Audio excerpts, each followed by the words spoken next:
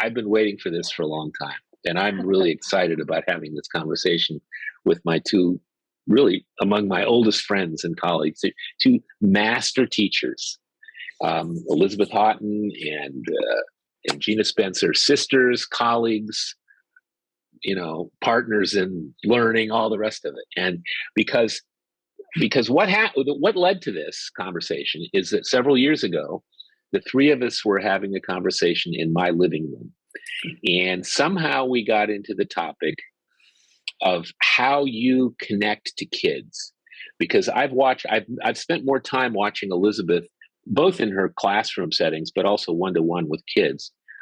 And I've also been there quite a few times when kids come running into the learning center all excited, or when older kids show up 5 years later, 10 years later and say, "You changed my life." But what I also know is that each of you have ways that, especially when you're working one-to-one, but also with groups, that you really connect up with kids. You get them engaged. It doesn't look at all like the kid who's like worried they're not going to do well or anything. They're full on. And so I think that's something that all educators can benefit from. I think that some of the things you do are even relevant to sort of clinicians, because it has to do with connecting up with another person, in this case, a young person usually. And something that I think is worth mentioning also, my own professional activity over the last 20 or 30 years in organizational performance improvement has involved often trying to figure out what the small things that people do who are exceptional performers, sometimes things they don't even know. And Tom Gilbert, one of my mentors, used to call that exemplary behavior. And what he said is we often have to watch people, or we have to be really careful, because it's not like people do stuff completely differently. They do small things differently. And so again, as I've watched and listened to each of you, I know there are these things that you do that make a difference in terms of how you connect with the kid in the beginning, and probably each session and all the rest of it. So that's what I'd really like to explore. And so I have, the other thing that I think might be interesting, and we'll see how it plays out, but it sort of was true in that conversation we started in my living room, which is that one of you will say something and the other one will say, "And you also do that," because you've been kind of observing and sharing with each other for a long time. And so what I'm hoping is that some stuff may come out of this conversation where you each actually help identify things the other person does as well. It doesn't have to work that way, but I think there's the potential for it's working that way. So let's start with some just simple introductions. And I want to start with Elizabeth, because I've known Elizabeth longest, I guess. But can you tell us just a little bit about how you got into education and precision teaching, and sort of how your career went over a period of time, just so people get a sense of that?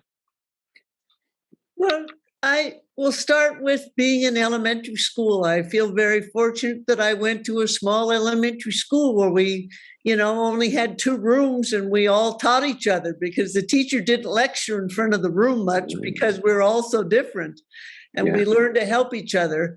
And that was very special.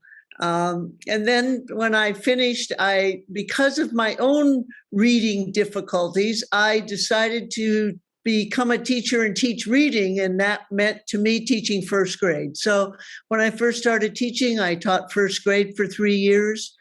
And what was amazing to me is that some children couldn't learn to read, and then they tried so hard, and they were smart enough. And the main thing I put it to is they didn't have the memory, the retention. And so I was always taking workshops and college courses and things to find out how to improve what I did as a teacher. And fortunately, along the way, in fact, it's a funny thing to say, but I became qualified to teach the neurologically impaired, emotionally disturbed children. But that was fortunate, because it led me to becoming a master teacher in the program. And the school district sent me to the University of Washington, where I saw precision teaching supervised by Harold Kunzelman for the first time. And I really liked it, but it seemed so complicated to me. I remember going, oh my goodness. And shortly after that, I took a course from Og Lindsley and Eric Haughton in Napa, California at the Behavior Modification Conference. Like I said, I was always taking courses and doing things. And that, again, I could tell they were on to something, and they talked about individualizing and personal learning slopes and things. But it really wasn't until I went to Eugene, Oregon, and saw the classroom that Ann Starlin and Clay Starlin had put together that I knew no matter how difficult it was going to be for me. And it's hard to remember, in those days, we didn't have aims or timing floors, or it was a lot more complicated actually than it is now. We know a lot more. And when I saw the students' faces and how engaged they were, I said, this is it. I'm going to. So that's a big deal. Yeah. Yeah, to do precision teaching. And I moved to Eugene and took courses. And I'll just say again, I've been so fortunate because the courses we took in Eugene at the University of Oregon, we spent a lot of time timing ourselves, learning about our own performance. Mm-hmm. And then learning about our students and sharing it in class. That was really a learning. I mean, I don't know where you get that opportunity much anymore to really learn and continue to learn. So, and then after being in Oregon, we moved to Washington. And then I had the great pleasure of teaching in Canada for 20 years. And that's when I met you. Yes. You were a first grade teacher. Yeah. Yes. And I mean, I knew you a little before that, but that's when I did my dissertation. No, that's right. Yeah. And which the whole experience in Hastings County, we learned a great deal because we had a whole school system working on precision teaching and performance levels. And but after my time in Canada, when I returned to California, I took a big jump and started a private learning center because Og had said, go private. And to be honest, too, I had enough of public education. Even though we own the schools are our schools, I still feel somewhat disappointed with what we do for children. And so I had a private learning center in Napa, California, which Gina and I were both involved. You two worked a lot together there, right? Yeah. Yeah. And it was a great success. I mean, we learned so much and the students learned, and we touched the lives of a lot of children. And I think, my business associate told me not too long ago, she loves the work she did with us because in Round Napa, she still has people stopping her on the street, thanking her for the work that we did.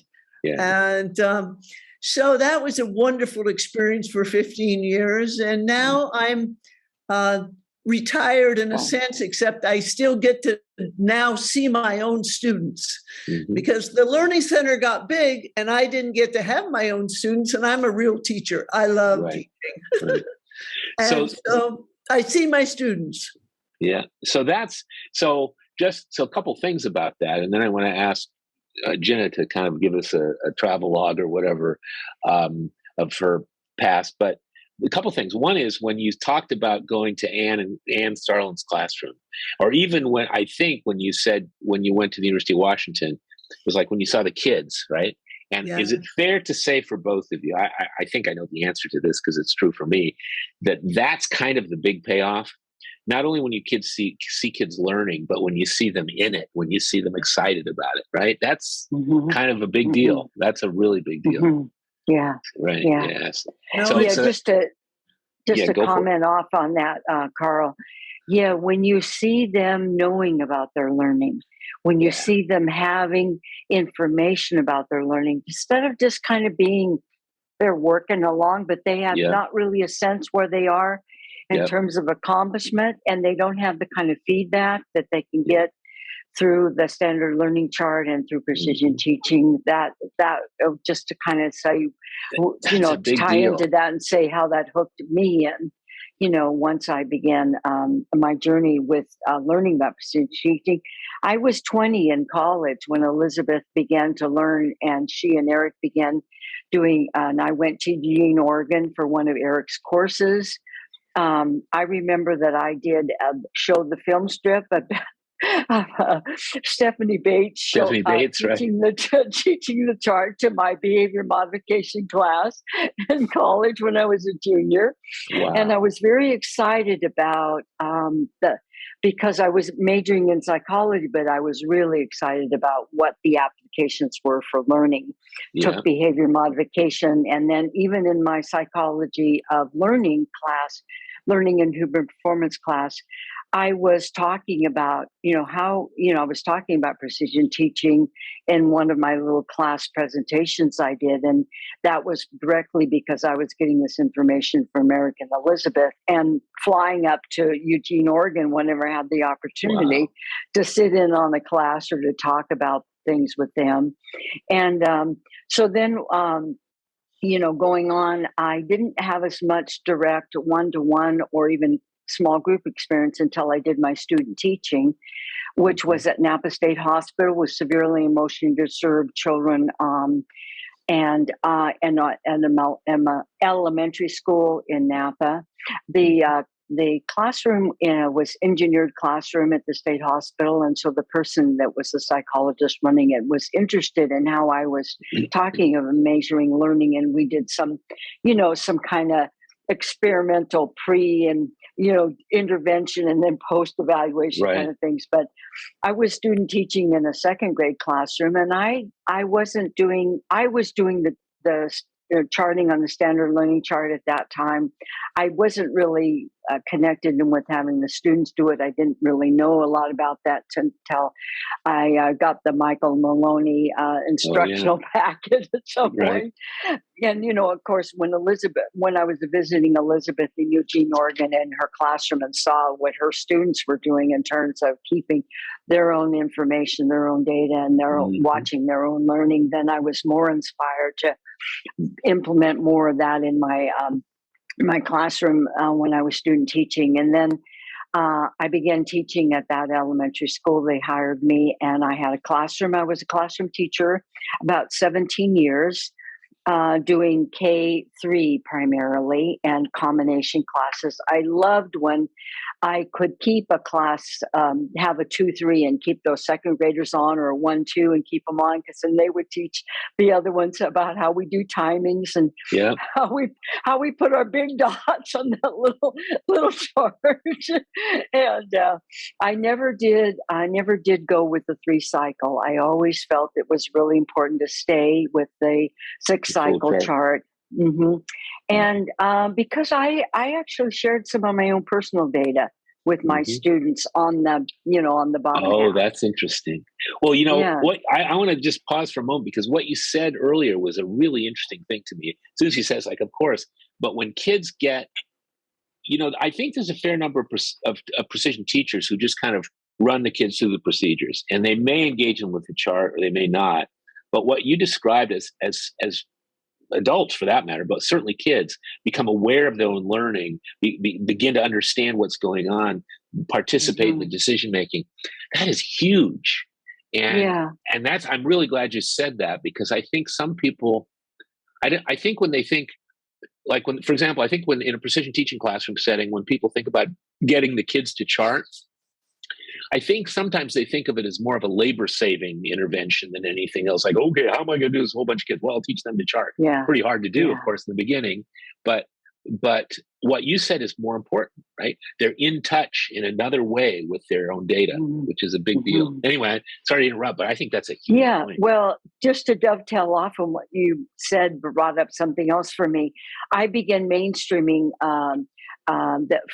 there was a segregated classroom for severely orthopedically handicapped kids under that category off campus at a veterans home. And I became acquainted with the teacher, and I said, I really think, and this again was Elizabeth and Eric's influence throughout. I need to keep saying that, but all the times that I had vacation and I would, fly up wherever they were and participate in summer programs or whatever they were doing, that was a constant support throughout my whole career. I consider myself very blessed, very fortunate, because I had that kind of when they learned about AIMS and AIM performance checks and fluency and learning, you know, I was right there getting that hot off the press. And so I was very fortunate that I could take that then and use it. But in that particular thing, of course, Elizabeth was working with Terry Harris or some other students. I was aware of the influence of those, the students that I remember one particular student in Jerry, who came, who had a catheter, and you know, he was using crutches and everything. But the student said, you know, he can do this the same as we, and it was all based on data. So they saw where his challenges were, but they also saw, oh, he can verbally, he can name things in the room like we can. Maybe he can't write them. That's a big deal. Yeah. It was the other thing that really came out, that it was another gift from Elizabeth and Eric, was I had a boy who was he really was hitting other kids on the playground, really having a tough time. And Eric and Elizabeth talked to me about inners and how much, if we measure inners and outer behavior, it was a profound change for this child and his family. What did you have him measure? What were the inners? Urges to hit. Yeah. And hitting. Yeah. And he had a little counter. And he one of those little golfer counters we used to put on, you know, have. And so he'd count, you know, and he really wanted to make, he didn't, well, I had a school psychologist who was consulting with me and at that time, and he said, well, one way to change the behavior is ask the class if they want to have him on the playground with them. And if the kids said, no, we don't feel safe, then he couldn't go out. So but I felt he needed a way, and we needed a way to really evaluate. And Elizabeth and Eric helped me say, you know, how much is he controlling, and give him credit for what the urges are. So the urges, inner behavior, and then the outer behavior. And I was already putting charts on lots of kids' desks. Want to, you know, raise my hand, shout out, don't shout out, you know, you know, raise my hand and shout out. I was doing those kind of inner and outer counts with kids on their desks, but this was the first time I'd really put it, you know, into that realm. So that seems like another level of what you were talking about earlier, because you're also making the child aware of his own inners and how that's a whole nother, I mean, we're getting into mindfulness training here. Right. At this point. And compassion, Carl, which is a key thing in precision teaching. The other students said, wow, you want to hit us 2 times and you only hit 2 times. They started having them come on the playground more, and and we talked about interventions. How could you signal him? You know, how could you watch when his face got red and he got really frustrated? So from that data, we then could plan a behavior intervention plan, which really incorporated a true appreciation with a look inside how much he was really monitoring his own behavior and controlling it. And he didn't need outer control. So this is one of those ones that's a big surprise to me, that I never thought about it. So we've already gotten a big, interesting insight here to me, because everything you're talking about here, everything you're speaking about here could also be framed not only in mindfulness, being aware of your own behavior and all that, but and compassion, but emotional intelligence. I mean, these other children who now say, "Oh, you only hit us twice out of 30 times or whatever it is," they're starting to get some compassion. They're starting to notice that, you know, kids struggling with it and doing pretty well and all that. That's really remarkable. Yeah, and I know, Elizabeth, you did a lot of that and I read Harold Kunzelman's book when that came out about, you know, inner and outer recording in different ways, that counttunes, you know, the kids could draw a picture of when they're, you know, when they're working and when they're, you know, talking to their neighbor, or when they're picture of them, you know, raising your hand and then their mouth open with shouting out, so they could tally that on their desks. There's another interesting thing I was going to ask you, actually both of you, but Elizabeth first, which is, so this is when you started this, when you really plugged into it. Was this late 60s, the beginning of the 70s? What was the year roughly? Really, it was the late 60s, early 70s. Yeah. Because I met you in 74, I believe, and you guys were full on by that time in Hastings County and everything. So I think the short course or whatever Eric and Ogden were doing, that must have been like 68, 69 in there someplace. Is that about it or something? Yeah, I think so. So the reason I asked that for any audience to so people would understand that, but also partly because what you were speaking about, Jenna, was in the early days, precision teaching was called precise behavior management. Yeah. Yes. And it was actually before Eric Haughton and Harold Kunzelman persuaded Ogden that it would be okay to do 1-minute timings, which is, he was later proud to admit that he argued with him and finally decided it was okay. But a lot of the stuff you're mentioning that you were talking about, Jenna, was kind of behavior stuff, right? And but it's very interesting. It's very interesting to me to hear you speak about it, because an awful lot of people that I know in the special ed or even regular ed world, there's this sort of behavior management stuff and there's the skills stuff. And I've known a lot of educators and psychologists who just did one of those, or they thought, oh, well, I got a problem behavior, so we have to have an alternative behavior. But what you're talking about is much more fluid than that. And especially when you throw in inners, you're developing skill, it's kind of a whole thing. It's a holistic approach. And it seems like that evolved in the practice that both of you had in very interesting ways, different than some people these days are sort of, okay, I'm going to learn precision teaching now. And then they kick into whatever the curriculum is or whatever. I think it has to be the curriculum. Yes. It's really following the learner. And that's why we, did what we did, because we were looking at the needs, at the strengths and the needs of the learner. Yeah. Both. And how we could how we could measure that for the effect of the feedback on the learner, the family, the school community, to really give them what we coined at the Learning Center, learning success in every aspect, social, emotional, academic. And it also comes back to the science, because if this were not frequency, this is not behavior frequency, the sensitivity wouldn't be there to pick up almost any of this stuff very well. And it just reminds me again of the history here, because of course what Ogden Lindsley did is he brought essentially single subject experimental analysis of behavior into the classroom.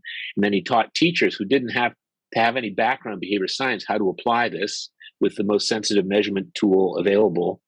And then you just start learning stuff. And what this reminds me of, listening to the two of you, and it parallels my history in a way, because I always say, people say, oh, you went to Harvard or whatever. Well, I learned almost nothing in class. I learned almost everything from mentors, including Elizabeth, Eric, Ogden Lindsley, people that I stuck to like glue once I learned because I watched and so forth. And I think I'm reminded of that also, that in the development of masterful performers, or especially innovative ones, which both of you are, so much of that does not come from sort of book learning. It comes from mentors, but then it comes from the kids, right? It comes from the data that you get from the kids. And that's again, I'm not sure that this spirit of discovery is as rich as it could be among some of our colleagues. And I think it's wonderful the way you're talking about it.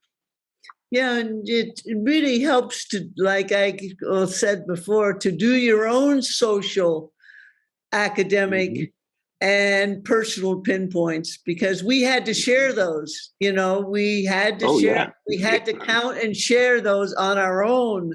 Yeah. And so then you begin to know, oh, I wonder if I could apply some of that with my students. Yeah. And it's so important. So were you, I'm sorry, go ahead. I was going to say, Elizabeth, you were the one that really sparked that interest in me in trying out those, the count tunes and the student counting and monitoring their home behavior and interfacing that with the classroom support, and so many examples you shared with me over time. Could maybe you think of something you want to share in that realm that really got you started on doing that? Well, no, I guess, when the situation arises, you begin to pinpoint what is it that the need is.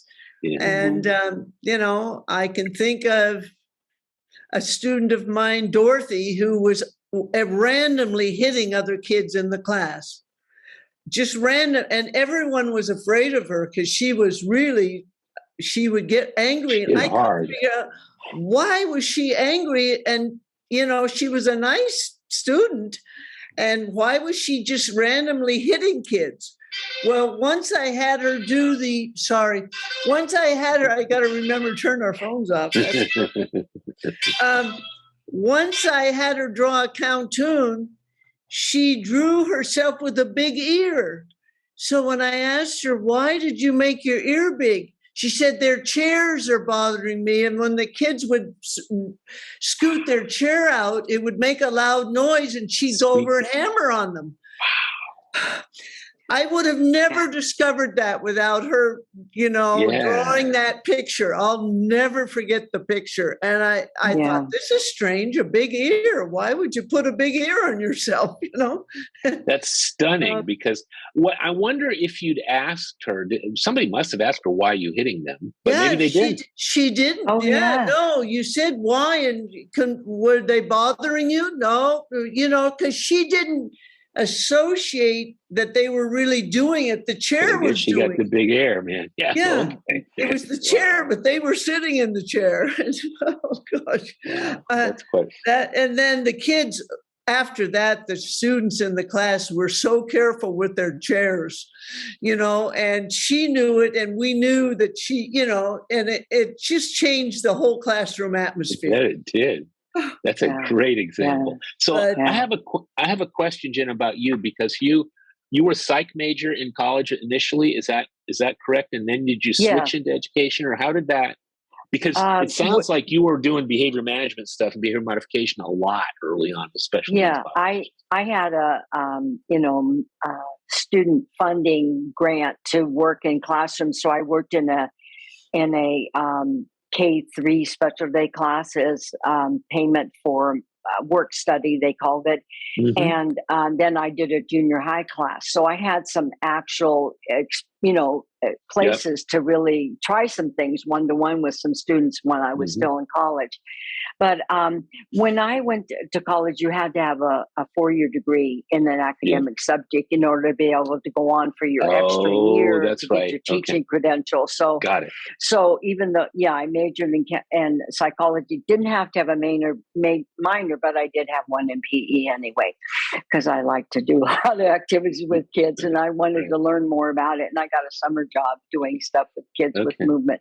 Anyway, that's aside. But so I got interested, taking psychology of learning, taking behavior modcast, taking all the different, counseling dynamics classes. Mm-hmm.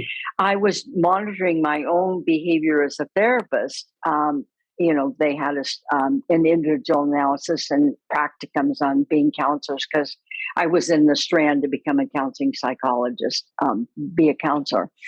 And so, but at the same time, there was a reading lab on campus.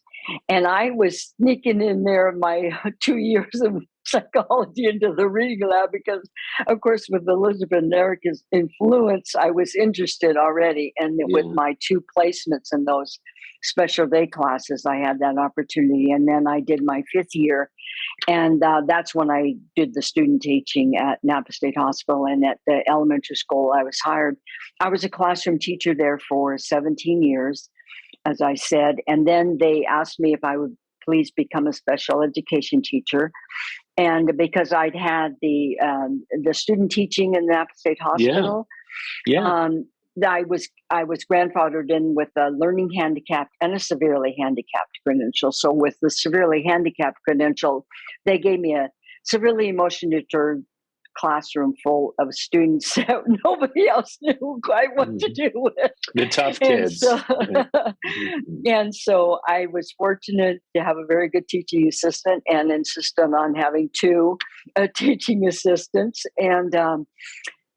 So, yeah, that it was really helpful to have that background and have those kids monitoring their behavior. And I had some really interesting experiences. I did have a couple quote unquote, I don't like labeling kids SED or LD or whatever, but I did, most of them in the 12 that I had were category is severely emotionally disturbed, and a couple were behavior disordered category. But I was using direct instruction curriculum at that time with my teaching assistants because they needed to have that sequence planned for them, and I couldn't plan and direct all that with them. But we used the measurement of that curriculum and adjusted based on the precision teaching charts that my assistants kept. I wasn't having the students keep any at that time. They were doing some counting of their own on their desks. Right. And we had a money economy, and they were keeping track of. We were keeping track of that on a big classroom chart. I got one of those remember the great big charts, Elizabeth, that we had in our classroom. So we always had something going on that great big chart in the classroom, and the students would come in and, we're going up, or this is going down, our X's are going down. Miss Freeman, I was Miss Freeman at that time. Miss Freeman, right? So they were looking at the big chart. That was even though many of them were having a hard time focusing completely. Then they go ahead. I'm sorry. No, that's all right. Please finish. Yeah. Then they asked me if I would please become a resource specialist and work with children that were in the general ed classroom, giving them support. Mostly it was all small group, but there were a few cases where they had special student, like my teaching assistant, for example, Donna Tabbert, who was one of my stories. I'm going to tell you about success stories. She wanted me to do private tutoring, one-to-one work with her son, and he was in my resource program, and that district hired me to do that. So I did have some one-to-one experiences. There was Louis Wilfong. He was very, very bright young man, and I had him come at lunchtime. And then later after school, there's a little extended day because he needed some individual work. And then there was Juan who wanted to read the literature books in his fourth grade classroom. He spent a whole entire year timing on the expert reader. There was somebody that came out with that. They didn't have the charting. They didn't have the standard learning chart to really measure. But Juan spent his lunch times with me for a whole year. After his lunch, he came in, he didn't play. And by the end of the year, he was reading his classroom chapter books. And he started that was a major accomplishment. But so there was some one-to-one work I got, but it wasn't so much in the structure of the research program because that was really group work. It's so interesting because I've just learned some more things about your history that all makes sense given what I know and what I've observed and learned from you since then. But a couple things are really interesting about all this to me. One of them is that each of you, like you were talking about, you were doing direct instruction. Each of you, partly where you were located, had a lot to do with it, were plugged in very early on to the evolution of these extremely powerful behavioral education methods, both precision teaching and direct instruction. I mean, I've often talked about you, actually both of you. I've always thought of Elizabeth in particular, but clearly you, Gina, also as I forget how I've put it, but the longest continuously serving precision teachers in the world at this point. And I think it's true. I mean, we know some people who've did some precision teaching, like myself, for example. I was doing this, back in the early 70s, but I haven't done that for years. We know people who moved into academic positions or whatever, but you two have been working with children for a long time and are among and connected to the pioneers of those. You just turned off your video. There you go. Somebody tried to call in to me and I had to decline. I don't know how to keep that out. Yeah. No, it's no problem.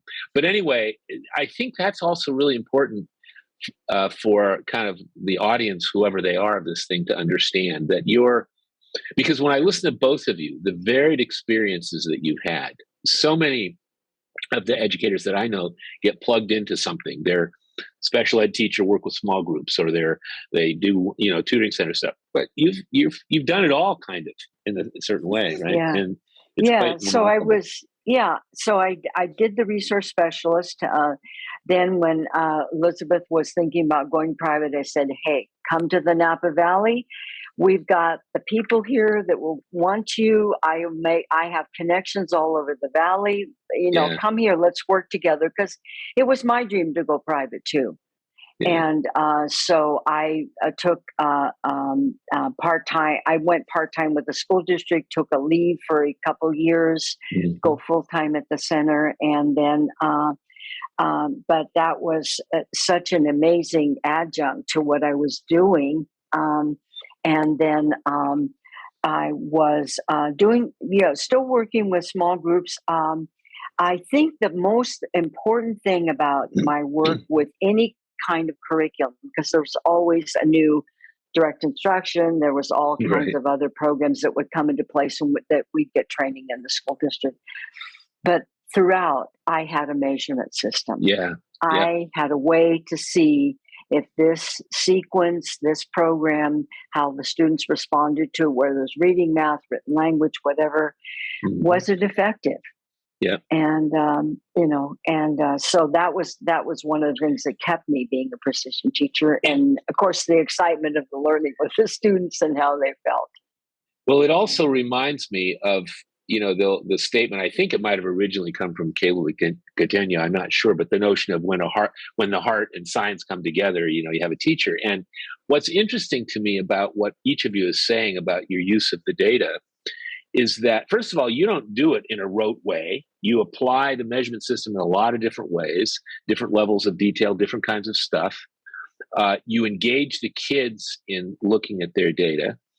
And it really is bringing science right down to the level of the kid and and your interaction with them and everything. And I think maybe people don't fully appreciate that. Ogden Lindsley used to talk about how bad the phrase taking data is. He used to make really kind of sharp comments about that. This is the kids' data. This is taking data, and it's more like sharing it and looking at it and learning from it. And what you just said, no matter what curriculum, whatever new DI module or whatever it was, you had a way to assess whether it's working with this kid to help him or her learn whatever it is. Right.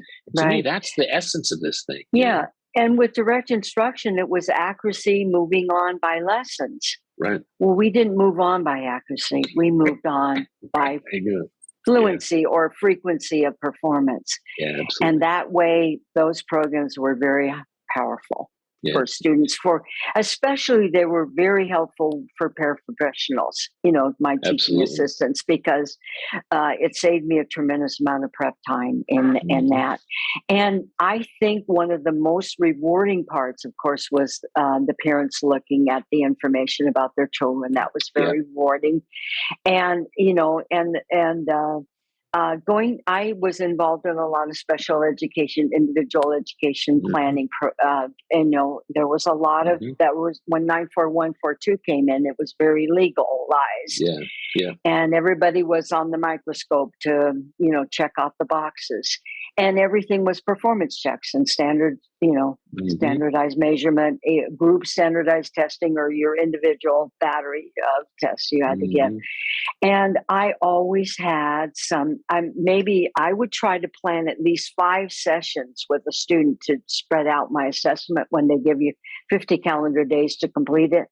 I tried to get as many individual sessions in with that student as I could, so I could get some idea of what their learning line might be, their performance. So more actually their learning, not just their performance, because most everybody else was getting performance checks. And not that I didn't do performance checks through the year to kind of see where they were in relationship to classroom performance. Elizabeth helped me with that a lot. Elizabeth, because you did that at the Learning Center. We did that at the Learning Center. Yeah, you did a lot of that. So this is so sort of this phase of this conversation has been very interesting to me because it's sort of filled in the details. It's given me and anybody who would be listening to this kind of conversation a lot of fine-grained understanding of where each of you is coming from. But I want to shift a little bit to this topic we were talking about in my house a few years ago, which is, and maybe let me start with Elizabeth, and then we can go back and forth. Sure. But when you get a new student, when first session, whatever, what I'm fascinated by is how you engage that kid and how you bring him in. So what are some of the things that you do to make that happen? Well, one, I want them to be comfortable. I first, and I want to be with them. I think that's the thing. Bottom line, do you want to do it? Do you want to be a teacher? That brings the heart in. Yeah, that's the big deal. That, and the second thing is, I'm a learner. I'm always learning. Gina's a learner. You are too, Carl. We're learners. And I think that adds to it too. But when they come, I want them to be at ease. I have a nice environment for them. And I mainly know in my heart that I'm going to be looking for their strengths. What do they like? What can they do well, so that we can match up together? And fortunately, way back when Glasser did classroom meetings, I learned about having students report their feelings. And I use a sheet where they come in, and the first thing is not to put them through some standardized test where they have to fail. A little bit, you can hear that in my voice. Yes, I can. I don't want to have to. A little biased. Me too. But I start with the feeling sheet, and I don't quiz them about how they feel. We just, how do you feel about math? So what does that look like? Is that don't you have them draw something or whatever? How's the their little faces are on? There's just a line with a happy face. The kids call it a ho-hum, or you just neutral. But they like calling it ho-hum. So I say, this is just ho-hum. Yeah. And then a negative.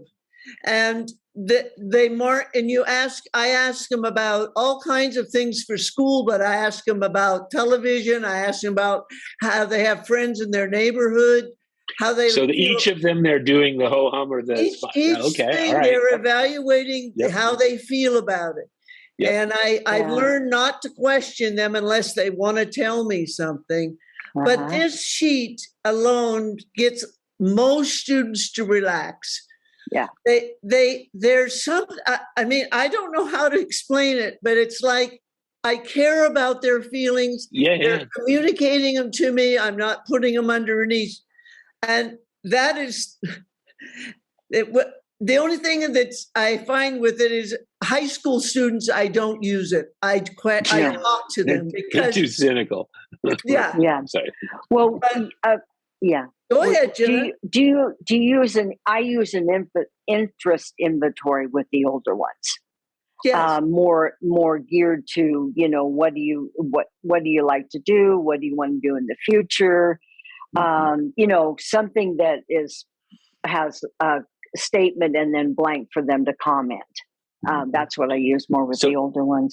So it seems like what's common to both of these things is you get the kids into their feeling about how things are, as opposed to, I'm in with this new teacher, blah, blah, blah. And so and to the extent that you show interest in it, at that point, you're sort of on the same page as opposed to separate. Is that sort of part of it? They just seemed, and if they don't like reading and they put a big sad face, I don't say anything. I just go along, but I know when I'm going to start working with them, I'm not going to hit them with a bunch of reading. I would start with reading. Yeah. When we do the screening, that tells us a lot about where we start, how we're sensitive to the sequence of the screening that we do, and also the sequence of the program we develop. It carries right on through, and that's invaluable to get that information. Yeah. So again, you're not, like you said, you're not starting out with the standard test or whatever. You're starting out finding out about the student and letting them express it, and not saying, "Wait a minute," you're just letting them tell you. No, that's right. Yeah. And then we start with some things like naming animals, and they love using the clicker. We start with, copying things, doing their numbers, a number of things that are fairly neutral. And that they can do at some frequency also. That's yes, right. They can do at some frequency, and they don't have a comparison thing to say, and they don't have to, and they can we're be famous successful. for our fingers and arrows, and the kids like doing that fingers and arrows. They think it's not so school orientated. It's not, for the first 15, 20 minutes. And then we gradually get into having them do other things. No teacher has probably ever asked them to do fingers and arrows before. No, that's right. But we're matching them at the same time, watching their posture with everything that, that they do, and making sure that if it seems hard, we'll stop, or making sure before we do a timing, they can practice. You want to practice a little bit before we start? Always giving them that option. So what you said just reminds me of something that Gina said in my living room. I want to find out about this. I know, Gina, you have a background a little bit in yoga and so forth. And I remember you're saying that you, among other things, sort of get your breathing in sync with the kid. Now, is that, right? You said that. So tell me a little bit more about that, because that sounds like a lot of people say, that sounds kind of like woo-woo or whatever. Sure. What does that look like? Well, that came out of my neuro-linguistic programming training. Okay. But it came out of a person that Elizabeth and I worked with in San Francisco, that when we talked with him about how do you have rapport, Jack, with your, he's a psychiatrist. And I know about patients, Jack. Yeah, okay. Wow. That he talked about those aspects that I later learned about in NLP, which was matching the breathing, and being aware of the posture. If they're leaning forward, you can kind of lean back a little bit or be neutral, but just being aware of facial expression. And if you notice the breathing is really high, there's some tension probably going on. And then you can kind of, I do sometimes just have them say, throw your hands up and throw it down, let it out. Take it in. So depending on the age of the student, whatever, I have different little ways that I'll try to see if they can maybe just relax their breathing a little bit more and not have so much tightness. So but I'm really very sensitive to how I like a student I'm assessing right now. She's very quiet and very timid, so I wouldn't have her do that particular big movement. I just tune in more to her body language, to her facial expression, and I watch when she's doing different things. Her breathing does change from being, a deeper breath. Sometimes she'll, she'll really let out, like, I'm so relieved, and but also. And to dovetail off of what Elizabeth said, I give students permission to always tell me they'd like to pass. And I always check with them as I notice their breathing and their body, indicates that they're maybe going through a little bit of stress or difficulty. I say, would you like to stop now on that? And maybe we'll come back to that another time. Yes. Yeah, I bet. So this is where the clinician comes in. This is where these shouldn't be separate categories, but this is where the human comes in that you're describing. And this is quite a leap, but I'm reminded of the fact that one of the things that B.F. Skinner talked about was, and this was in contrast to like physiological psychologists who were trying to look at parts of the brain. He said, no, look, it's the whole organism. And so what you just described in a very humane way is you're looking at the whole organism. Who's this person here, and how are they doing on all these dimensions? Not just say math facts or whatever it is. Right. So so if you were going to advise somebody who maybe didn't have the background with Jack Downing or with some of the other things that you've done, what would you tell them? Like, what would you tell a starting teacher or a teacher who want to do more of this? How would you describe it to them? Well, Elizabeth, please comment on this too. I would say that just be aware. Just be aware of what they're telling you in their face and in their body. You don't have to maybe do it in terms of matching and then leading. There's a whole, there's a whole realm of ways in which you establish rapport and get a person to relax more. But if you can just sense where their breathing is, if you can be relaxed yourself, and convey to them that you're right there with them, and they're just, it's paying attention is really a lot of it, and making comment about when they are doing something, or even, Elizabeth, and I both make sure their chair is very comfortable with them. Their height is right. If they're a little guy, we put a box underneath their feet so that they have a nice resting place for their feet. So those comfort of physical things is very important. I would ask if they need a little water. Sometimes they come directly from school and I give them a little power bar or something. We did that at the Learning Center. So the physical comfort is a really important thing to, to ascertain where they are with that. And then, so I think staying relaxed yourself and just attending to what their body language is telling you is key there. This reminds me of a precision teaching thing in Eric Haughton, which is, in fact, I still joke about this with my friends about Please Begin, where some of the earlier precision teaching folks who were doing 1 minute timings and so forth would be like, it's a race, ready, set, go. Are you ready? And there'd be this like, and with some kids, and I used to do it in our classroom, some kids, it works. It's like, oh yeah, they're ready to go now. And that's cool. But not if they're nervous or not if they're anxious. That's not it. And so this whole thing of Please Begin, of just, okay, we're going to be calm about this. Right. And I'm struck by what you're describing here, that you kind of want kids to be in their bodies, so to speak. And you're doing a lot of things related to that. It's quite something else I was going to ask you. What was it? Oh, I know. This reminded me of another kind of hyperlink, which is I believe it was Eric, described to me one case when we used to talk about asking the kid what would be a good intervention. And you probably know this, maybe it was even you, Elizabeth, I don't remember. But anyway, there's some young kid who was having trouble with, I think, math facts or something. He just wasn't accelerating.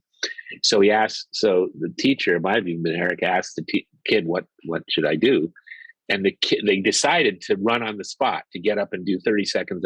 Now, that's not necessarily putting you at ease. It's more like getting the blood flowing. Yes, that's right. But it's the same kind of bodily condition thing, right? It's like paying attention to how the body is. Which I think is a big deal. Yes, I do. Go ahead, Elizabeth. I'm sorry. I was going to say I do some brain gym warm up with some students. I had a student from a very intense academic Catholic school, and I felt that just a little warm up of body movement, she really relaxed a lot.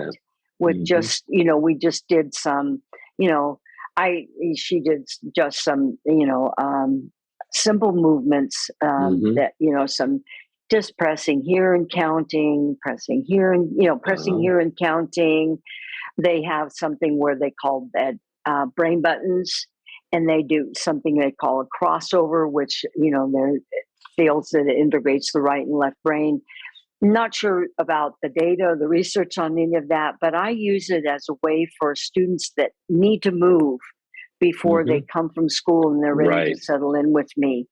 And so really it varies. And I know Elizabeth will say that every student, if I reflect on Gabby that I have now, that wouldn't be something I would do with her. I think a key thing when I thought about this that kept coming up for me when I was thinking about what I do with students was the word trust came up. Yeah. From the minute I interview the parent on the phone, and I always do an interview with them on the phone, the trust begins.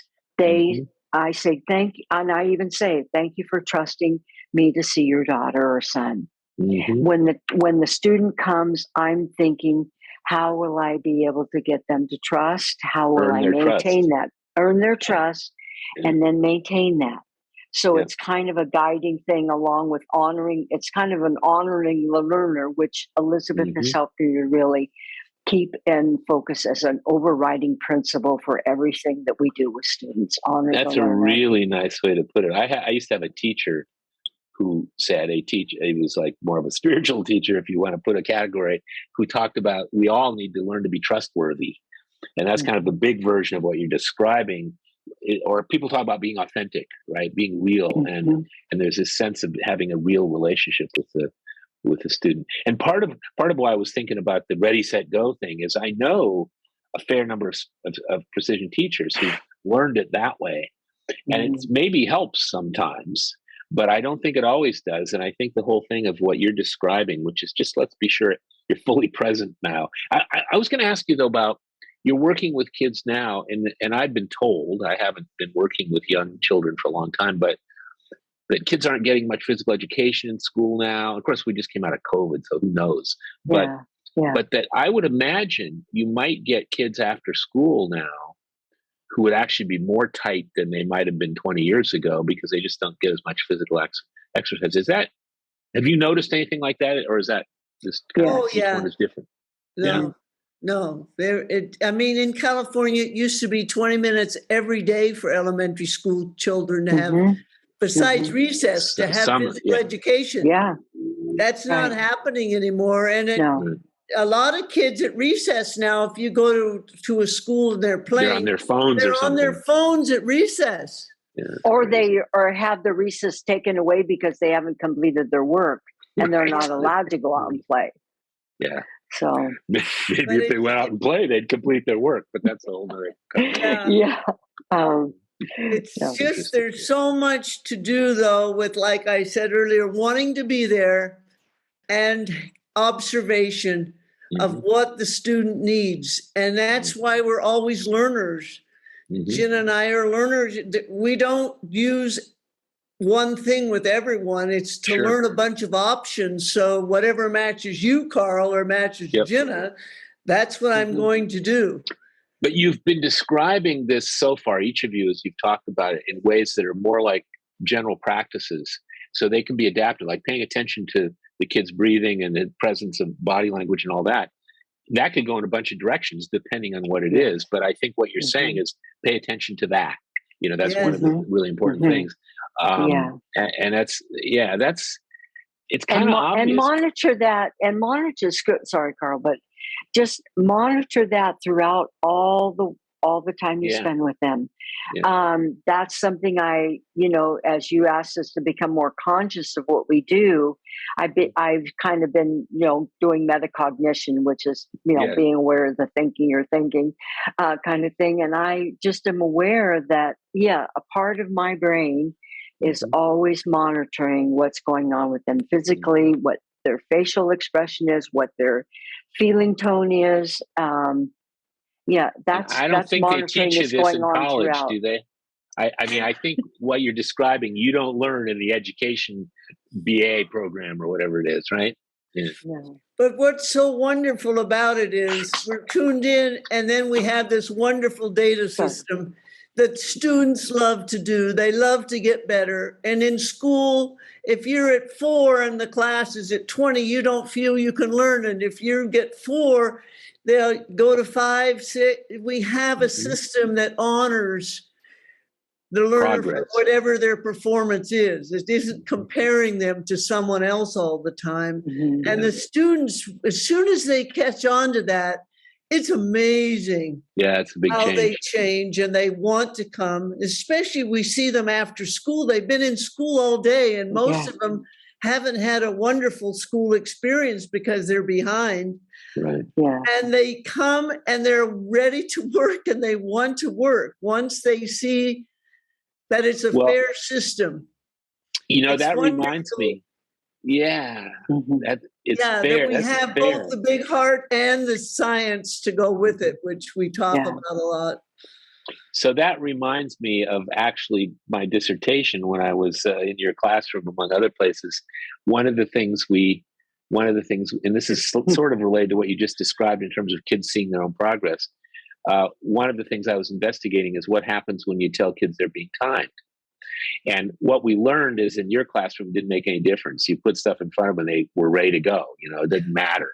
And then I went into the second grade classroom of your colleague who was upstairs in the school. And what I learned there was they just did timings on monthly checks usually. So if you put something in front of those kids that looked like a standard practice sheet, they were on, whether you told them you were being timed or not. But if it looked like a mixed thing that was just some practice sheet, they weren't. And then if I went into a classroom where kids had never been timed to speak of, and of course the whole story is, well, it's make them very anxious and they won't like that. And so you do that in the beginning, they were bouncy for the first 3 or 4 or 5 days. But then after about 5 or 6 days, they started seeing themselves improving. And after a week or so, we stopped. They said, "What a minute, we want to do the timings." And so this whole thing of getting engaged with seeing your own progress is a big deal. It is a very, very big deal. It is very wonderful to be honored for who you are and that you can learn.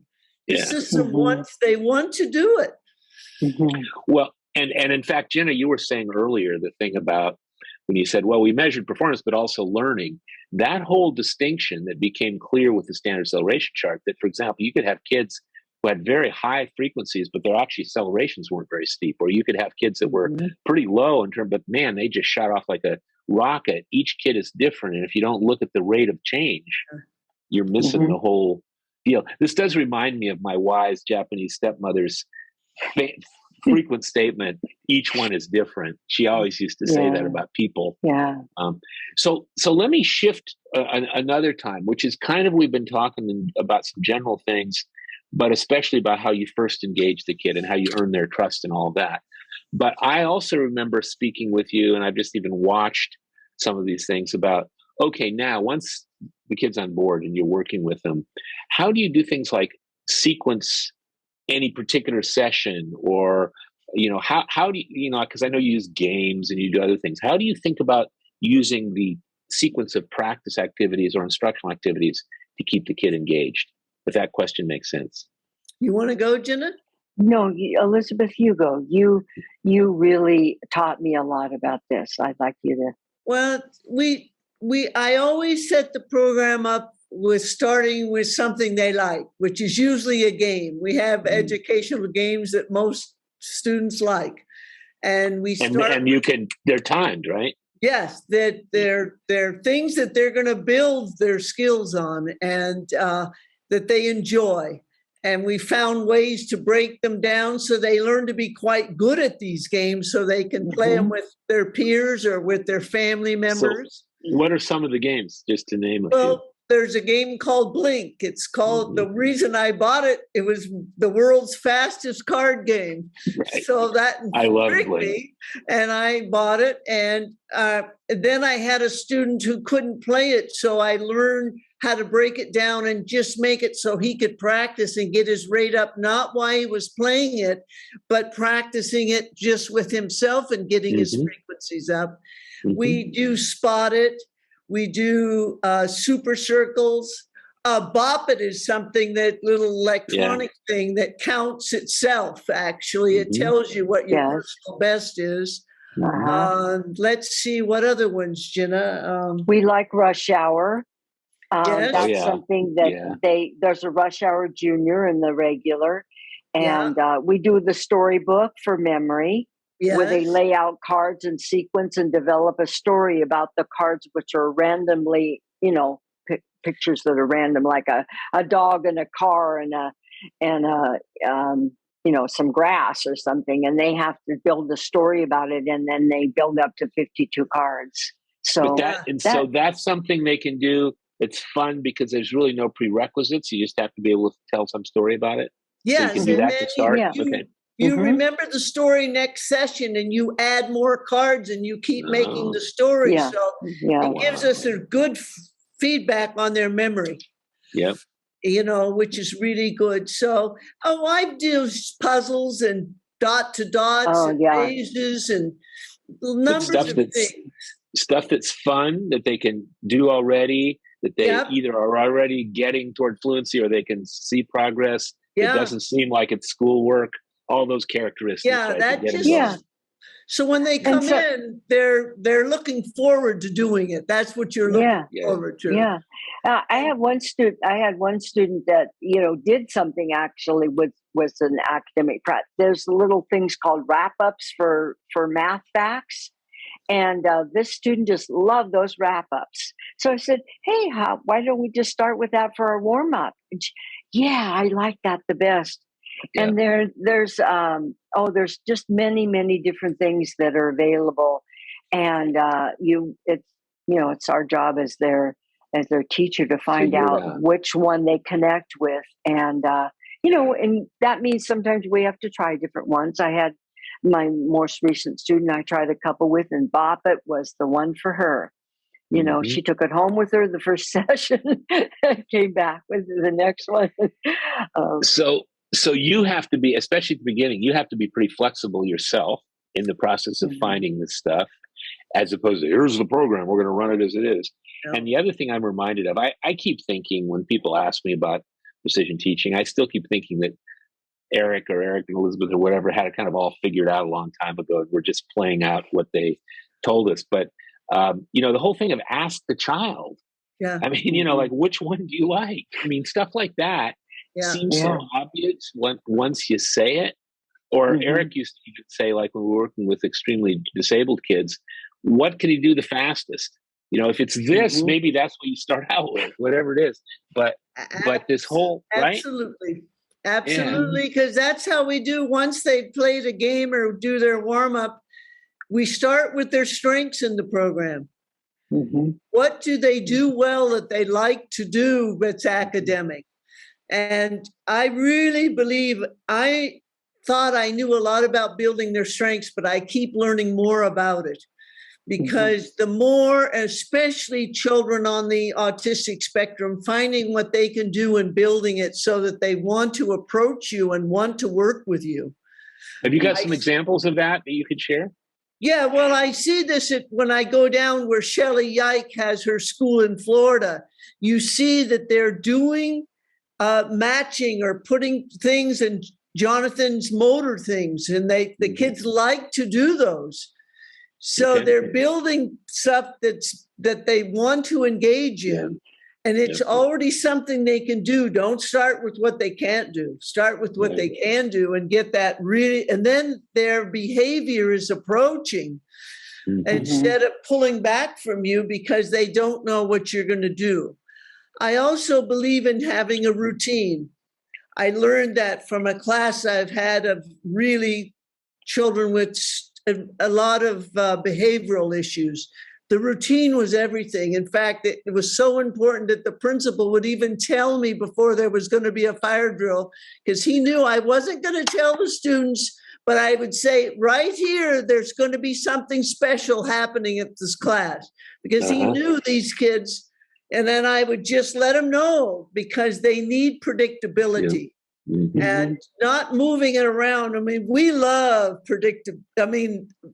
creative, we don't want often a sequence. We think it's a routine, but the students really like a routine.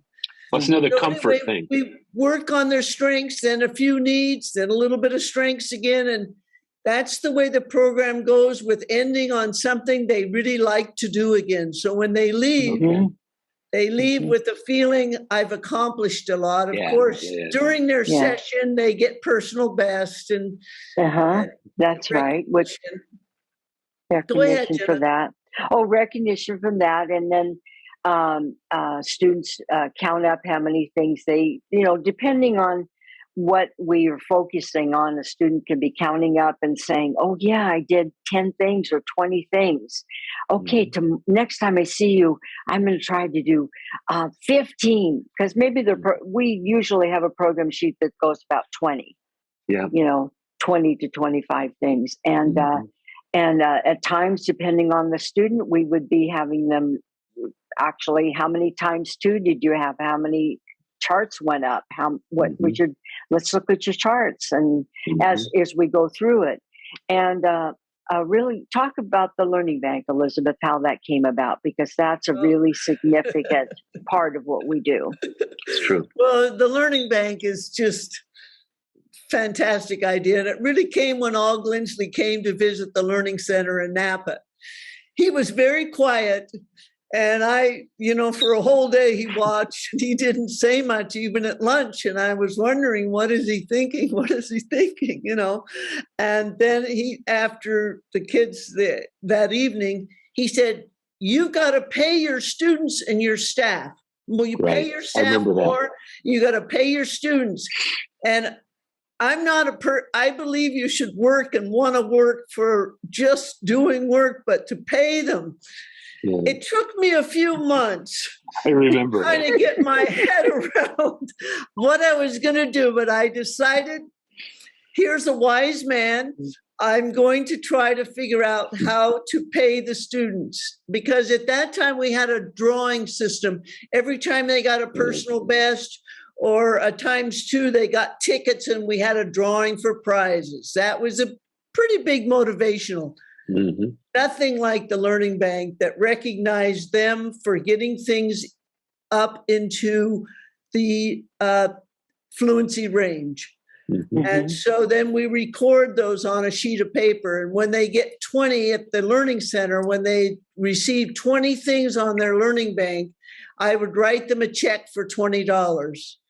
And it was a little bit hard for me in the beginning, but I do it today. I would never stop having a Learning Bank for any student. In fact, I just had a little student finish his first Learning Bank. So excited. Now I give them cash. But it was interesting. The bookkeeper came to me and said, how come these checks are not coming through? Yeah. And I found out the kids were framing their checks, the first money they ever earned in their lives. So I have a question about that, because I knew that was true. And I knew that they got their pictures with holding the check sometimes and stuff like that. So, so I have a question for you. Why did you change to cash? It sounds to me like whether they cashed it or not, the check with your signature, blah, blah, blah, was at least as powerful as the money. Yeah.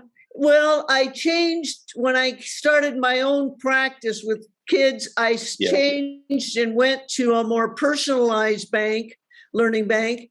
And I went to having 10 items that they would get. We used to have 20 at the Learning Center. They had to get 20 things. I use 10 now. And the parents would sometimes misplace the check, and they had to go to the bank to cash it. And because the parent would have to be the one. Yeah, I got that. It became kind of an issue. And so it is actually all told me to give them a crisp $20 bill. I mean, he did, and that was hard. How would I have the money and do it? And so the bank. That was easier when I had so many students to write a check. But now with my own students, I give them a fresh $10 bill. Well, I was thinking it would be wonderful to have a framed check from Elizabeth Haughton up on my wall when I hit personal, whatever it was. That would be pretty cool. Well, the main thing they love now is having their picture up holding their money. Yeah, that's okay. That's besides the money. It's a big thing to have their picture up. They always want to have their picture up, but it's a wonderful thing. It works. It's motivating. It's rewarding. And it puts them, it's another level of what Gina was talking about earlier. It's putting them in touch with their own progress, with their own learning. It's not just, here's some money for doing stuff. It's like, and that's because I got hit Ames or whatever it is on these 20 or 10 things. And if I kept my own data, I would tell you that once they understand the bank, then they're going, I'm going to do it again. They're doing what I really want my students to do. And that's, once they do a timing, if they feel like they can do better, to say, not me asking them to do it over again. Yeah, can I do it again? Right. Oh, yeah, they're constantly asking me now, which is such a celebration for me, because it's coming from them that they want to do it. And they know when they have the energy and when they want to do it. And I really value that. And it just works for me. Yeah, I can see that. So, Gina, you were going to add a point there. I was going to ask Elizabeth to talk a little bit about what we've observed in how many banks does a student need to have, Elizabeth, in your experience? We've talked about this. When you know there's a change in the way they approach all schoolwork, there's a kind of we have a couple of phenomena. Once we get a new student, we call it over the hump, when they really start to take into their own learning and they say, oh, I want to do that again. I want a personal best meaning a higher score than they had previously. And they begin to take hold and they begin to help you decide and design the program. Yep. And then that's kind of what we say, over the hump. Yeah. And then there's also, though, this foundation that Elizabeth has brought to my attention and talked about. How many learning banks, Elizabeth, have you experienced? What range, makes a real change in the learner? Yeah, of course, it's different for different students, but I'll just say that the first bank I'm a little lenient on. I recognize I've even given them the last thing on the bank, a good worker award, because they're so anxious to get it. But it goes in about 10 banks for sure. I can really see a substantial difference. Is that times 20 or times 10 pinpoints now? Which that's 100 10 banks would be 100 pinpoints. Okay. But before I forget, we don't have to get into the technical details, but I don't think it's like aim on sums to 5. It's a bigger chunk than that typically? How do you decide what goes in the bank? It depends on the student. I mean, if they're doing a racetrack, it's 3 tracks of sums to 5. I'm just looking at a little boy who it's individual. You adopt, but it's a menu kind of thing. Yeah, okay. It's a component of the curriculum that they're working on, and the challenge to them on that curriculum is slice. Got it. What's the learning that needs to take place for them to accomplish that? If it's a snap, well, let's do a couple more snaps in that curriculum sequence before we bank it. And so it almost doesn't matter as long as it's as long as it's for them a chunk that's valuable. That makes sense. I mean, it's like it used to be hold them to a minute. Now I might do a half minute. I've been known in 10 seconds when they finally get up into the range to put it on their bank. Yeah. Because it's an accomplishment. It's so you have to follow the learner again. This is closer to shaping. Go ahead. Yeah, Elizabeth, one time we were traveling up Silverado Trail, which is a roadway in Napa after the Learning Center. And we were just talking, about ideas. And we came up with the term achievable chunk. Would you talk a little bit about that? Achievable chunk, I think, is a key thing that we would often talk about with our staff and with each other. It's, to me, one of the main cornerstones that I live by. So I'm not only talking about this with students, I live my life in achievable chunks. Whenever I'm frustrated, I go, it's too big. I'm overwhelmed.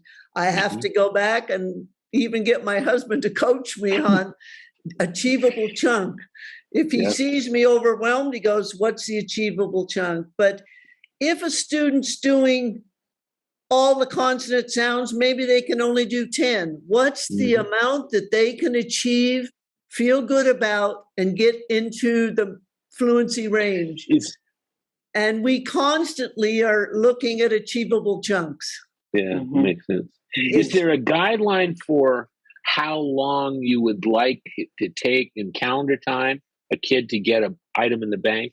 Like once a week? Is that any part of the how you decide the chunk size? Again, it depends on the student. Some of my students maybe can get 2 or 3, especially their first bank when they're really putting out a lot of energy. In one week or so or something like that? Yeah, they might take, I've never had anyone get it. I don't know about you, Jen. I think it would be like 6 or 8 sessions before they would get one. Okay.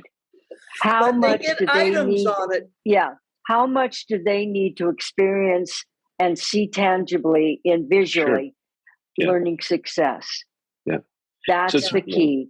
We based our, learning center on the principle of learning success within every child's reach. And then we developed all our principles and a lot of our practices based on that. How can we have guarantee that they have learning success? And so, yeah, so the bank is individual. You know, it's standard in that they have to meet a certain frequency aim. And we always have our eye on the most complex, you know, sums like multiplication, sum 0 to 18. But could they bank 0 to 5? Yes. Could they bank their 2s? Yes. Could they bank their 3s, 4s? Yes, depending on what's a challenge for them, what's achievable for them, what's a challenge. Where do they have to kind of dig in a little bit, set it, you know, they help us decide, you know, what's the chunk is going to be. And we watch, of course, their charts, absolutely. And other things, their motivation, of course, is a big factor we watch too, and how they come to the task. So to me, this is a beautiful example. One of the conversations I've had with Elizabeth occasionally over the years is how both of you came from as teachers, educators, not as behavior analysts or behavior scientists. And yet, with using the chart and with all the things that have gone with it, you've become actually really elegant applied behavior scientists, because what you just described is what you would do with any organism as you were trying to shape them. You would say, oh, we don't want to stretch the ratio here. We want, for this one, it looks like we have to reinforce, you know, on an intermittent schedule, just like, you know, every fifth, whatever it is. You'd adjust that. That's the whole idea. And it's interesting. One of the things that's happened in the kind of applied behavior analysis world is people have become very procedurally oriented. And so, so procedural integrity or whatever, you know, the notion of following the procedure as it's written down. And while I can understand that up to a point, what you're describing is you're using the data to adjust, just like if I were shaping a non-human organism and they started, you know, like my cat, you know, I have one of these big running wheel things for my cat. And sometimes my cat isn't quite as hungry as he was yesterday. So I have to have him not, you know, if he'll just run a few things off and give him the first piece of food, you know. And I mean, I mean, I don't want to make it crude like my cat, but that's what it is. You're adjusting based on the data, really. The key is I started into education when individualization was a big thing, and mobility grouping. Those were kind of the big key. I started in 72 teaching. And, but this is the system that remains consistently based on individualization. Absolutely.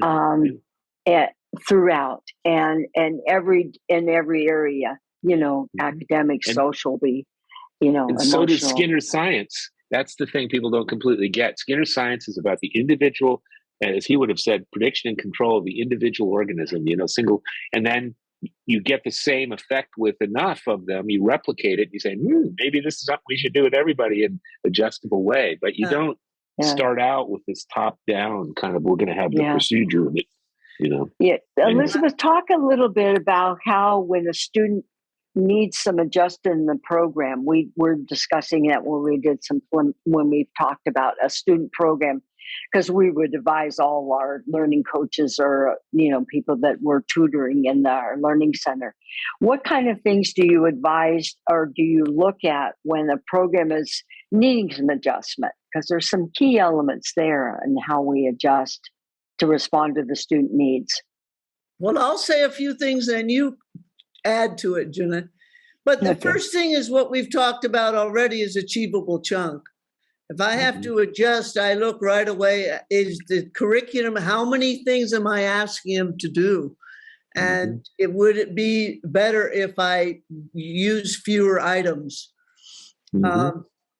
So that's kind of the first thing I look at. I talk to them about it. You know, maybe it's in the wrong part of the program. I have it up in the front and maybe it's further, you know, I'm looking at all the time at tweaking the sequence of the program, practicing first, of course, learning channels. How many learning channels are you doing it in? And just like math is see right, and it's true. In school, mostly math is see right. But see say the problem, hear say the problem, think right problems. I mean, there's a lot of different ways. Hear say the answer, hear write the answer. there's so many different channels. So am I using enough channels or too many or the right channel? So I love learning channels. I can't say enough about how important they are. So let me ask a question about that, because we go back to the theme of this whole conversation, which is about engaging the kid, and keeping them connected. So how does changing either too many or too few learning channels affect that in your experience? Well, or does it? Yeah, you just look at their chart once you start adding or taking away channels. They'll tell you which one, if they're going to take it away, which one should we get rid of, and they'll tell you right off the bat. Tuned in. I mean, once we teach them that it's okay to tell us, it's really okay. I mean, I'm thinking of Roby, who used to get so uptight when he didn't know anything, and using my voice, I couldn't tell him, but I learned to slide a little block toward him when he knew he was getting uptight. He now says, "Would you help me?" And the reason Roby loves to work with me is whenever he's stuck, he just politely says, "Would you help me, please?" Beautiful. And he knows I'm there for him. I will help him. I don't leave him dangling at any time, because he's dangled so long in his life, and he has significance. So, I think that's really important to involve them. And like I said, Gina, you shook your head. They know, and they'll come up with ideas too. Yeah, they do. Oh, I have these little like small little pillow of faces with a happy, a sad, and a puzzled kind of look. And when I have a student that has difficulty expressing how they feel about a certain task, I have those out on the table, and they'll just slide one toward me. And I'll say, okay, this is kind of confusing for you. Yeah. If they're, maybe it's not necessarily delayed language. Maybe it's just a reticence in their personality. Maybe they haven't really had the validation and receptivity to what they express in terms of their feelings about things. So there's different ways. Elizabeth has, that, and I've done different ways too of having students, how was that? Okay. Various ways to get feedback on, and that helps with the sequence of the program. The other thing about the sequence of the program are our interventions in the program. We talked, Elizabeth and I, about do we need to implement a teaching plan? Because we have the measurement plan, the practice plan, and the teaching plan. The three components of what you want to think about when you're working with the program. So if a student is having some difficulty with something, maybe it's time to implement a teaching plan. And part of the most powerful part of that to me is modeling. I remember mentioning that to another colleague, and they said, yes, they agreed that was very, very powerful. And that comes somewhat from DI, direct instruction, where you model, you test, and you lead. Methetics, which is Tom Gilbert, talks about that in the teaching plan. It's really, it's very powerful to say to a student, would you like to time me on that and see how I do? Yeah, I love that. Yeah. Or, let me just, let me see how this is. If I were to do that, if I were you and I was doing this, I would be thinking this. So I began to do more metacognition, talking about what the thinking processes that I'm going through as part of the modeling. And, but do they need some untimed practice as well as time practice?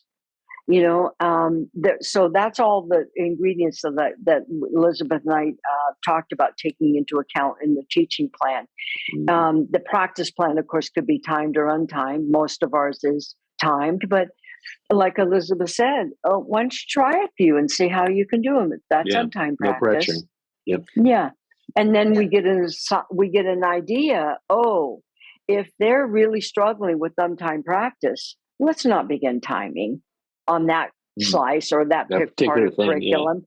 Yeah, let's make an adjustment right then, or maybe we just say, okay, let's go on to the next thing, and we have it in our mind. Next time there will be a different thing on that slot on the program. We either be something, an easier part of that curriculum, or another channel that we're going to do, a C select maybe, or something, or, we're looking at how they respond to other learning channels, where they're being successful.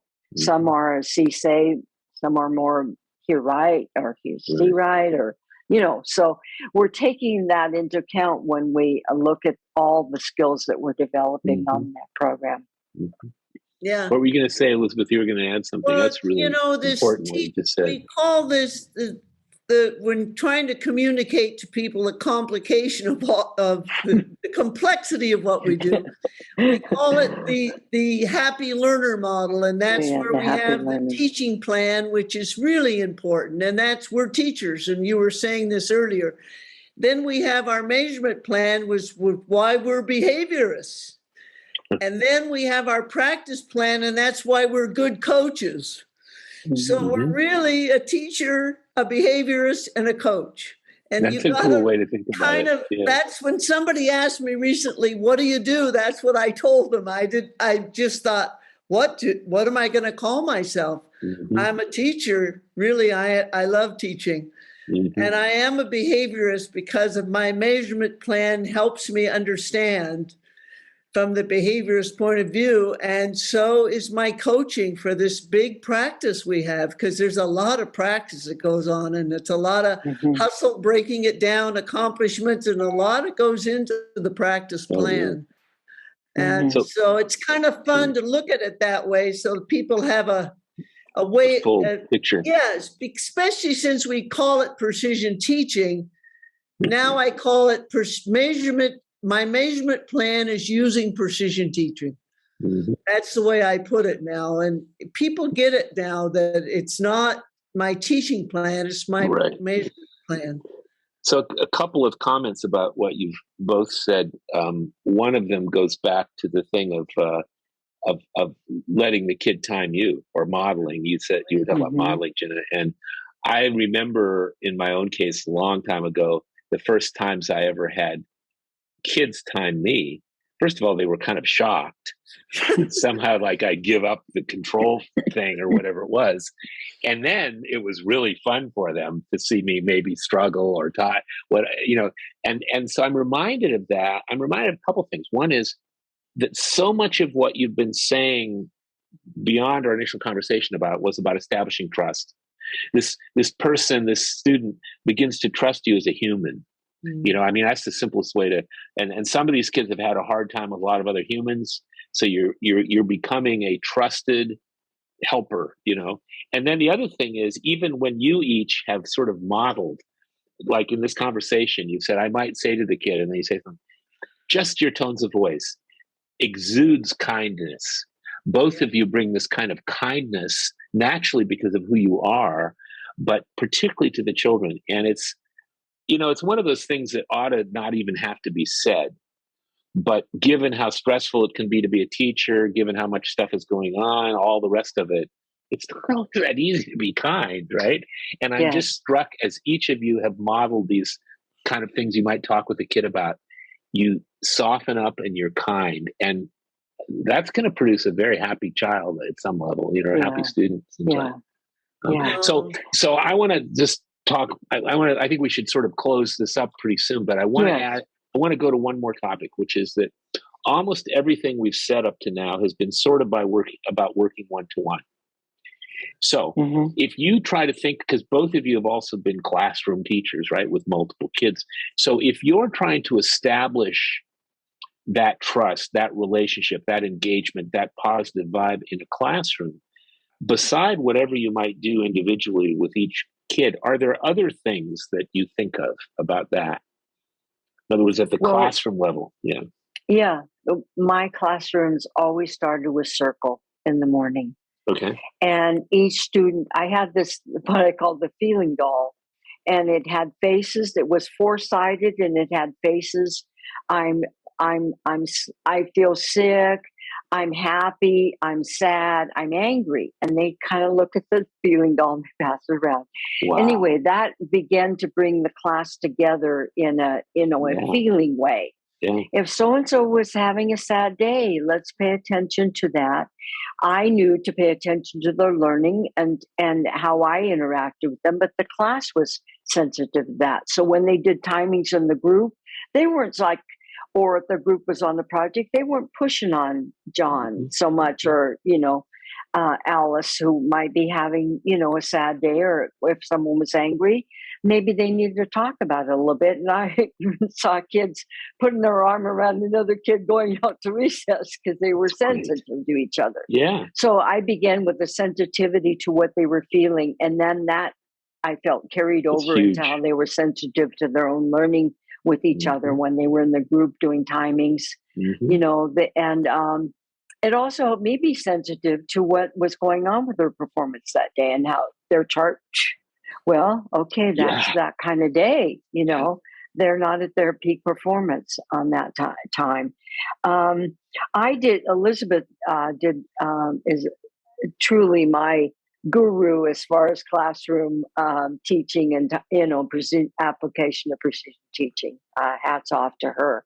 I learned what I know about it from her, and but I always had a time in my day, not as much as Elizabeth did with the day, and she can talk about that, but I always had a time when we were building our, we called our timing time, and students could be involved in that time. It was different when I had a resource room and I had small group and I had the opportunity to individual, because we were keeping a lot more data, a lot more charts on a lot more kids. It's interesting because your doll thing with the faces and sharing that collectively now, it's not just between you and the kid, but it's very similar to what you told me at the very beginning about, let's say, having kids do their face, their feelings thing. Yeah. It's the same deal. You're getting kids in touch with how they feel. But in this case now, because it's a group, you're also helping them be sensitive to one another, it sounds like. So it's the same kind of principle. Yeah. It's key to motivation. It's key. And motivation is something we're always keeping in mind. What is the motivation and what is the level of concern that the student has about different tasks? Yeah. So talk more about classroom, Elizabeth, because you're the queen of classroom implementation. I don't know. Well, one thing I said earlier is routine, keeping a class routine. I really work to teach the kids to help each other. That to me is, who will help if I have something they need help with, who will help? Yeah, I wouldn't have never been able to do what I did with Terry Harris without all the students helping. They were just sensational. Really respecting personal best so that everyone knows they're a learner. It doesn't matter where you are, putting names up, kids getting personal best so they see their name up, even if they're toward the bottom of the class, it doesn't matter. You're learning. We're in the learning business. So just go ahead. Go ahead. I was going to say, just to be clear, you probably don't put their frequency up. You just say you got a personal best, right? So it has nothing to do with. It's just a personal best sheet. Yeah. Personal best in reading, and you just go up and sign your name, and you can sign it every time you get a personal best. And no, the kids tally after their name. If they got their name on the personal best reading chart, they can go up and tally some more. Yeah. Okay. And I learned very little in my training to be a teacher, but one thing that when I did my student teaching, they trained us in, which has stayed with me forever. You were not allowed to reprimand a child unless they were hurting someone or mention anything negative until you gave 3 praises. Okay, yeah. The praise rate of a teacher makes absolutely, and praising the kids. Yeah. I remember saying, I like the way so-and-so's sitting, and they all straighten their posture. Or I like the way Gina's holding her pencil, and then the kids check their pencil right away. I can't. There's a modeling thing in there too. Yeah, that's a big one. Praise just goes so far, and just Well, of course, teaching them the chart, I mean, I really learned about charting when I taught the students how to chart and breaking it down. So that's really important, but honoring them and, like I said, letting them be in charge. And that's where Please Begin really came, because when we first started timing in the class, we didn't have all these electronic timers. We had stopwatches, which you borrowed from the coach, because the coach in the school had stopwatches. Yeah. Anyway, the kids would go to do a timing for the whole class, and they would write the number on the clock up on the board as they said, go. And some of the kids would shout out, go, so loud, and stop. And so I said to Eric, I love the kids' timing, but some of the kids are just too aggressive. It's like the track coach instead of the academic. Yeah. So he's the one that came up with, why don't you try Please Begin? And thank you very much at the end. Right. The wonderful thing is at parent conference time, the parents thanked me for teaching their kids manners. And I couldn't figure out what they were taught. Why were they thanking me? Parent after parent thanking me. And I'm going, so Ted Holland, the principal, is the one that he asked me something about how your conference is going. I said, well, the one thing I can't figure out is why they're telling me I'm teaching the kids manners. And he said, Elizabeth, I've been in your class. There's please and thank you going on all the time. Yeah, that's it. So the kids learned to have manners, which was a side benefit. That's really cool. Learning to, and it's stuck with me forever now. I don't ever go. I say, please begin. So having spent a good portion of my 1 year in your first grade class in and out when you were in Hastings County, what I guess I think also is that all of those things you just described establish this kind of positive vibe and relationship at a group level. And then you do, of course, and each of you as precision teachers, manage to individualize enough for each kid so that they are also benefiting from the same kinds of things you would do if it was one-to-one, in the sense that you're probably their packets of stuff they're working on is variable, and it probably depends on how they're doing and are they getting all that. Is that fair? You're sort of laying a group thing on top of what is maybe less individualized, but still pretty driven by the individual. Yeah. It probably would never happen, and most school districts wouldn't even allow it anymore to happen. But, Terry Harris' story came out of him spending a half hour every night after school. So I had personal time with him. But most students, I could pull them at recess or get them to do each other, or, I couldn't hear every child read every day, but I could hear 5 read every day. Mm-hmm. We read as a group, and then if I could do 5 a day, I could do the whole class weekly chart. I remember that. You had a pretty standard routine of you'd be over there someplace doing one-to-one with a kid, and then you'd have kids doing timings, maybe even some kid managing that or something like that. Yeah. No, there were always kids that could manage and help. And one thing I didn't mention is I used to tell my class, I laugh at this, I thought of it. I used to say, I went to school to be a teacher. I love teaching, I would tell them, and I went to school to be a teacher. I'm not a manager. But if I have to manage you, you have to come where I am. Because wherever I'm doing in the room, you have to sit with me because I have to manage you. And that was another thing. The parents would come in at conference time and say, what's this managing? My kids saying, Mom, I can manage my own self, and it carried over that they wanted to manage themselves. Yes. I just fell into it because I had a class that had a lot of kids that needed me to manage them. And so I just said, I don't want to be a manager. I'm unhappy when I'm a manager because I went to be a teacher. Mm-hmm.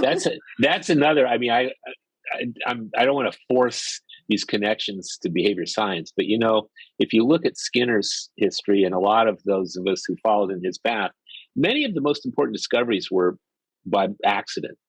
There were things that happened, like Ogden used to say, and Skinner said the same thing. If you see an outlier, drop everything and follow that. And so it sounds to me like that deal was something you sort of did because you had so many kids that need to be managed. And then you realize, wait a minute, this actually has some beneficial effects in general. And there's a lot of stuff that happens like that, right? Where you try something for another reason and they say, whoa, look at that. That works for something. No, and that really worked for my classes. I'm so glad that I discovered that because it is a lot. It's a big job. Yes, it is. It's a lot. To try to individualize those who need it. I mean, not everyone needs an individual program, but many do. Many more than we think have times when they need an individual time. But if they learn to be teachers too, they can teach each other. And it really makes a difference. And if you raise your hand when you need help and I'm busy, someone will come over and try to help you, you know.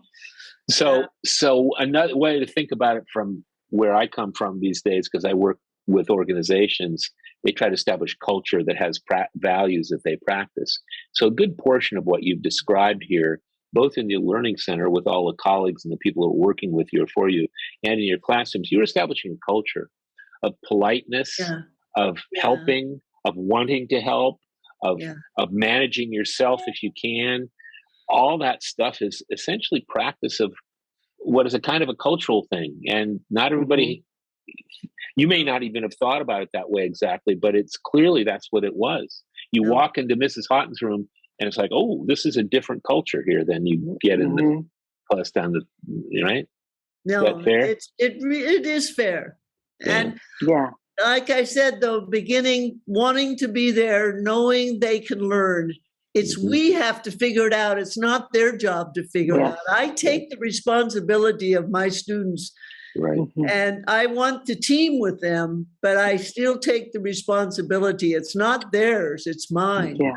And then we team. As soon as possible, I want them to take more responsibility for their learning too. But it's as Dr. Skinner always said, the organism is always right, and as Dr. Lindsley said, the child knows best, and that's really what you're talking about. The child knows best. What are you going to say, Gina?